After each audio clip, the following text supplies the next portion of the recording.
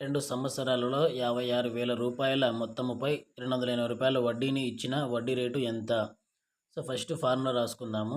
I PTR/100. ఇక్కడ మనము ఆర్ను వడ్డీ రేటు ఎంతో కనుక్కోవాలి.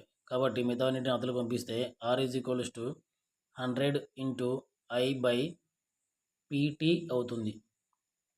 నెక్స్ట్ 100 ఇంటూ I అంటే వడ్డీ 280 రూపాయలు బై P అంటే అసలు 56,000 రూపాయలు ఇంటూ T అంటే కాలము 2 సంవత్సరములు.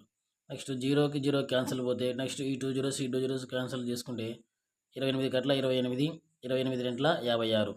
Next 1/2 into 2 4. సో 1/4 అనేది అవుతుంది. సో 1/4ని మనము 0.25గా రాసుకోవచ్చు. సో 0.25% అనేది వడ్డీ రేటు అవుతుంది. So option 2 is correct.